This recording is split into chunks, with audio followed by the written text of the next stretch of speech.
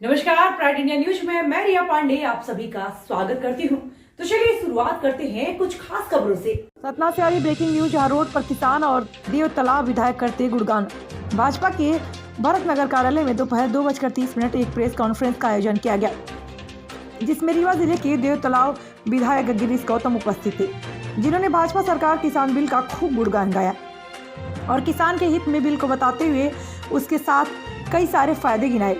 पर ये स्पष्ट रूप से नहीं बता सके कि अगर बिल किसानों के हित के लिए है तो फिर देश का अन्नदाता आज रोड पर प्रदर्शन करने को क्यों मजबूर है। अगर बिल किसान के हित में है तो आखिर सरकार किसान को उसका फायदा क्यों नहीं समझा पा रही।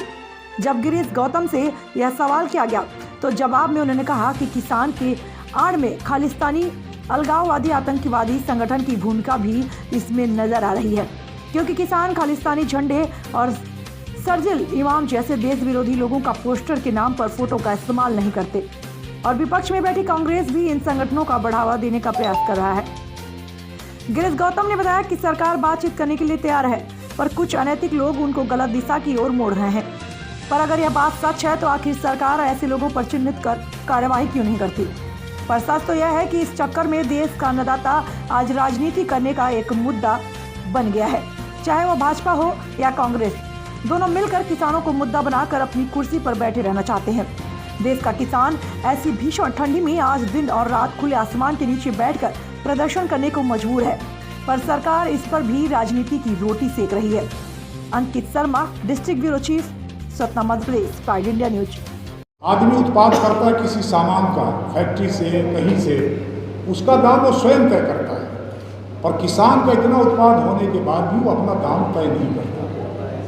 इसलिए उसको भी एक अवसर मिले, इसलिए उस अवसर के लिए ये कानून की आवश्यकता थी। अब हमारे कांग्रेस के मित्रों ने और तमाम दूसरे दलों ने ये स्थिति पैदा की कि इससे किसानों का भला होने वाला नहीं है, इसलिए इसको ख़त्म किया जाए। परंतु हमारे माननीय मोदी जी के कारण हमारे नरेंद्र तोमर जी जो हमारे किसान कृषि मंत्री हैं, उन सब ने किसानों से 5-6 दौर की बातचीत की।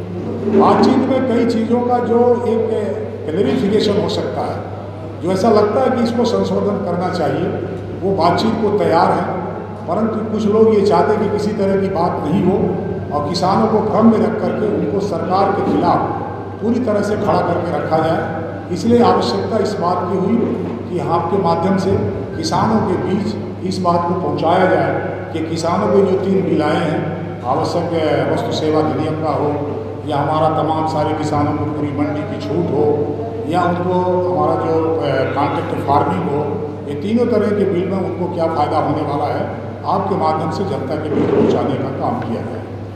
तो मैं आपसे पूछना चाहता हूँ, आपके माध्यम से उन लोगों से पूछना चाहता हूँ जिनने इतने साल राज किया और किसानों के बारे में कभी ध्यान नहीं दिया। क्या किसान को अपने उत्पाद का दाम तय करने का अधिकार नहीं होना चाहिए? क्या किसान को अपना उत्पादन अपने हिसाब से तय करने का अधिकार नहीं होना चाहिए? क्या किसान को तमाम हर जगह अपना सामान बेचने का अधिकार नहीं होना चाहिए? क्या किसान को उसके जो उत्पाद मेहनत करके वो करता है उसका दाम उसे नहीं मिलना चाहिए? ये तमाम सारे सवाल हैं। मैं उन लोगों से भी पूछना चाहता हूँ जो किसानों को भड़काना चाहते हैं, जो किसानों को भ्रम में पैदा करना चाहते हैं, उनसे भी सवाल है कि आखिरकार